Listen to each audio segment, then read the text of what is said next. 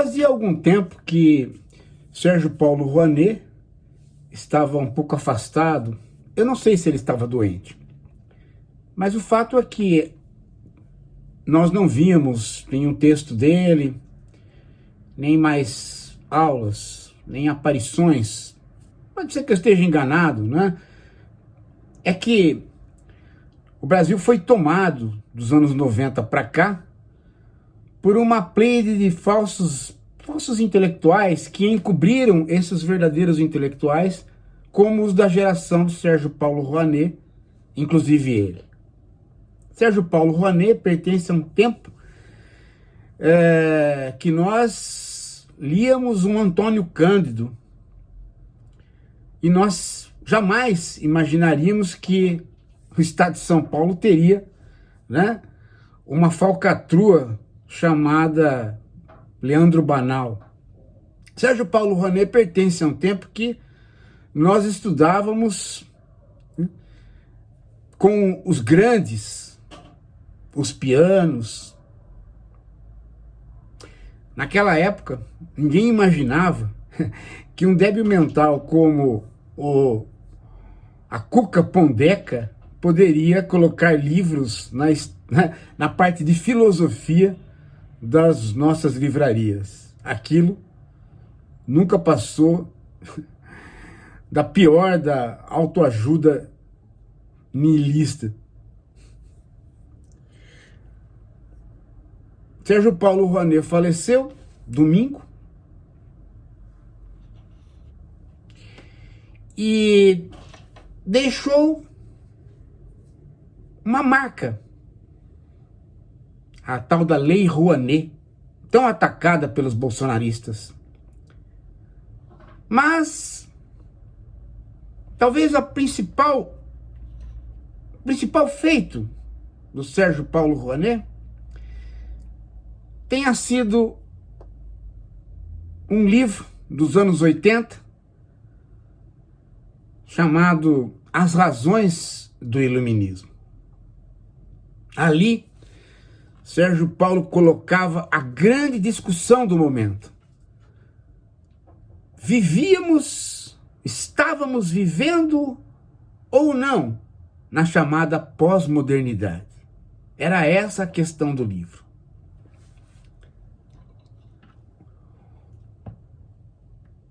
Sérgio Paulo definiu a modernidade a partir de alguns conceitos weberianos da escola de Frankfurt e testava estes conceitos, este quadro da modernidade que ele fez, com alguns elementos empíricos nos ensaios, para ver se de fato a pós-modernidade era apenas, né, uma conversação, ou se ela era uma conversação afinada com mudanças na vida material, na vida econômica, na vida política. Tudo estava, de certo modo, bastante influenciado por um livrinho de alguns anos antes, na França, do Jean-François Lyotard, sobre a pós-modernidade. Ali, Lyotard dizia que a pós-modernidade era a nossa descrença em relação a metanarrativas. Era um livrinho que pegava, do ponto de vista filosófico, aquilo que estava, de certo modo, ocorrendo no mundo material. Nós iríamos transitar para o fim do estado de bem-estar social, para o fim do keynesianismo, para o fim do fordismo, para entrar no neoliberalismo. É que o estado de bem-estar social não estava mais favorecendo os ricos. O padrão de acumulação do capital estava estável e, em alguns momentos, até decaía. Então era preciso recriar um novo padrão de acumulação capitalista. E esse novo padrão de acumulação capitalista veio com as mudanças todas sob a capa de neoliberalismo. Lyotard não falava disso. Ele apenas falava do momento filosófico relativo a essas mudanças materiais. A perda da crença nas metanarrativas significava o quê? Há narrativas, que são as ciências e a literatura, o cinema, etc. Mas há metanarrativas, ou seja, narrativas que fundamentam as narrativas. E era exatamente a ideia de que nenhuma grande narrativa servia mais, que estava na ordem do dia da chamada pós-modernidade. A modernidade buscava fundamentos. Daí o título do livro, As Razões do Iluminismo. A pós-modernidade não buscava mais fundamentos, bastava a racionalidade do iluminismo e não as razões do iluminismo. De modo que a grande teoria de Keynes era posta de lado, a grande teoria de Marx era posta de lado, as grandes teorias da modernidade e do iluminismo, do homem autônomo, eram postos de lado, e instaurava-se o reino de uma possível equivalência das narrativas. Nessa época, eu entrei neste mundo a partir não dos pressupostos teóricos somente de Sérgio Paulo Rouanet, que se baseava muito em Habermas. Eu entrei pela contramão. Eu entrei pelos pressupostos teóricos do americano Richard Rorty, um filósofo de quem me tornei amigo, já falecido, e que me levou a conhecer um outro grande filósofo, Donald Davidson. Richard Rorty falava a seguinte coisa: é possível não ter mais fundamentos? É possível abandonar as metanarrativas, mas não necessariamente é preciso abandonar, junto com as grandes metanarrativas, a narrativa da democracia, que antes era fundamentada por essas grandes metanarrativas. Richard Rorty dizia a seguinte coisa: é possível ser pós-moderno em filosofia e manter-se muito bem moderno quanto ao apreço pela democracia. Por quê? Porque para Richard Rorty a democracia ela não precisava de fundamentos filosóficos para sobreviver. A democracia é um estado de existência. Nós gostamos dela e acabou. E é ela que garante a filosofia, e não a filosofia que a garante. Porque a democracia garante liberdade de expressão, busca de igualdade de direitos e, portanto, garante a filosofia. Qualquer esforço que a filosofia faça para argumentar pela democracia sempre vai ser um esforço com resultados bem menores do que aquele que a própria democracia faz por ela e pela filosofia. E nós, que estávamos saindo da ditadura militar, tínhamos muita consciência disso. Pelo menos eu. Mas naquela época, apresentar um autor americano para as esquerdas brasileiras, e eu sendo de esquerda, era um sacrifício. Houve até imbecis lá no Nordeste que publicaram teses de doutorado dizendo: Paulo Giraldelli é um americanista, ele é agente da CIA. Sim. É interessante, né? Quanta bobagem. Mas Sérgio Paulo Rouanet não pertencia a este campo de bobagem. Esse era o campo subalterno. Talvez aquele campo que estava esperando para florescer e dar vazão aí às Pondecas da vida, Leandro Banal e toda essa catraiada que ocupou espaço na imprensa quando homens como Sérgio Paulo Rouanet e outros foram ficando mais velhos. Hoje, fiz um esforço até semelhante, né? Pouco tempo atrás. Introduzi Peter Sloterdijk no Brasil. Donald Davidson. Todos os autores que a esquerda não consegue compreender.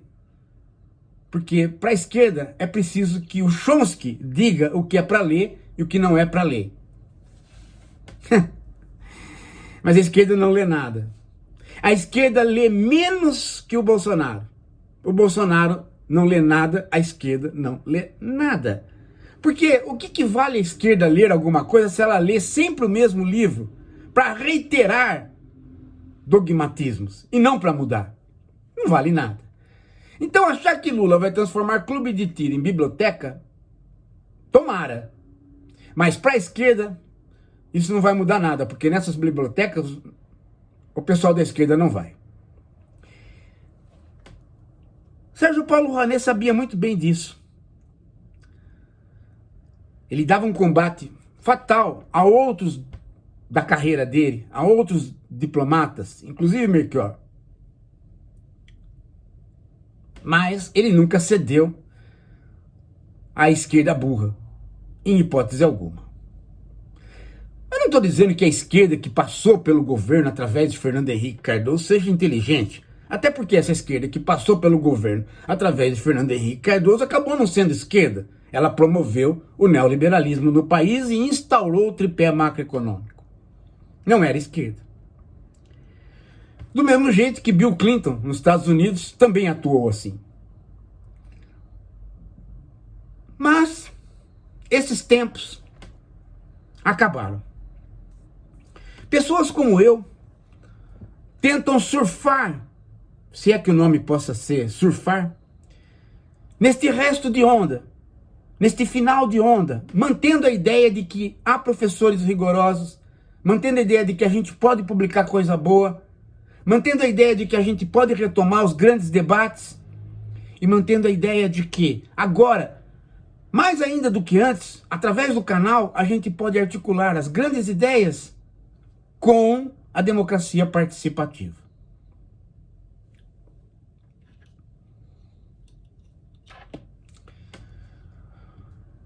Sabe, essa morte do Sérgio Paulo Rouanet me faz refletir e admitir que um tempo acabou.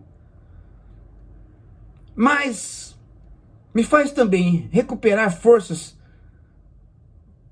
por um melhor tempo. Qual tempo? O tempo que a gente possa reavaliar tudo isso.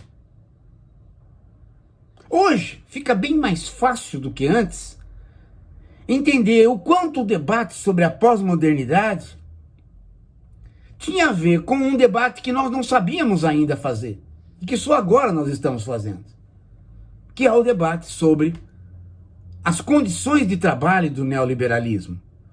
Ou melhor dizendo, não as condições de trabalho, mas o próprio trabalho. Antes nós achávamos que nós estávamos perdendo as metanarrativas, a crença nas metanarrativas, por uma questão de um avanço do relativismo. Mas nós não entendíamos muito bem o que era o avanço do relativismo. Hoje, fica bem mais fácil nós entendermos o que é o avanço do relativismo, porque é a desreferencialização que estava ocorrendo naquela época, não só a partir de questões linguísticas, mas principalmente em relação a questões materiais, financeiras, porque nos anos 70 foi a época da desreferencialização do dólar. O dólar perdeu a sua âncora, perdeu a sua relação com o ouro, passou a ser uma moeda fiduciária.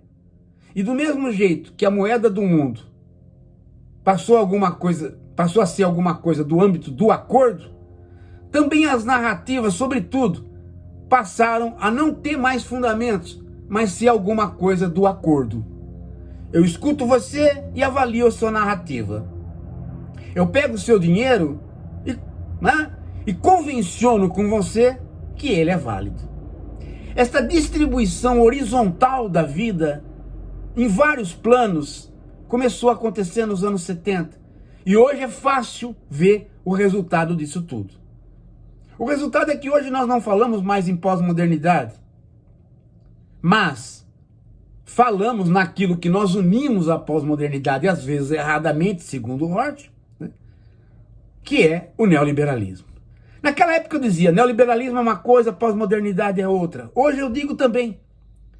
Mas o problema é que a pós-modernidade passou, nós voltamos inclusive a buscar fundamentos, Nós voltamos a falar em metanarrativas, afinal de contas, teorias como a do Peter Sloterdijk nada mais são do que uma grande metanarrativa. Mas nós não voltamos, de maneira nenhuma, a procurar âncoras e situações estáveis para o mundo material. O dinheiro continua fiduciário e as nossas relações continuam cada vez mais horizontais, no sentido de que as hierarquias estão postas de lado. Todas as nossas instituições fechadas e hierárquicas acabaram. Nós funcionamos hoje, de acordo com Deleuze, já nos anos 90 ele dizia isso, né? Através de fluxos abertos. Todo mundo entra para uma escola aberta. Todo mundo entra para um hospital aberto. Todo mundo entra para uma academia militar aberta. Poucas instituições são fechadas e o próprio internato acabou. A ideia de que você se educa durante toda a vida através de modulações de fluxos ganhou a sociedade. A ideia de que você nem para doenças mentais deve internar ganhou a sociedade. Por quê? Porque a hierarquia vertical perdeu. E instaurou-se a ideia de um controle mútuo horizontal. E a própria internet favoreceu isso. Ela nada é senão um controle mútuo horizontal. Uma espécie de grande irmão, de Big Brother, onde não existe nenhum grande brother. Cada um é o brother do outro e policia o outro. Este mundo já não tem mais nada a ver com pós-modernidade, mas continua a ter a ver com o neoliberalismo. A ideia de uma horizontalidade que nos distribui, nos atomiza, ainda que nos faça trabalhar conjuntamente em várias redes. Hoje, através da literatura do pós-operaísmo italiano, é possível você avaliar tudo isso e entender onde nós estamos. Mas naquela época, quando o Sérgio Paulo publicou, era muito difícil. E nós acabamos nos deslocando para um campo idealista, ou seja, notando só a filosofia, sem notar os grandes dramas da vida material que vinham junto com o fim do acordo de Bretton Woods e a transformação do dólar numa moeda fiduciária. Em parte, aqueles estudos de pós-modernidade para os quais eu contribuí também, modéstia à parte, com algum detalhe, hoje eles podem ser melhor vistos através do livrinho Semiocapitalismo, que é uma tentativa, ainda que incipiente, de dar conta dessa transição que nós falamos que íamos da modernidade para a pós-modernidade, mas que de fato fomos muito mais do estado de bem-estar para o neoliberalismo. Esse livrinho, Semiocapitalismo, é o que eu indico para vocês. Ele pertence à raça dos intelectuais que tiveram a sorte de viver com os grandes e ter sido aluno dos grandes. É isso. Daqui a pouco a gente volta.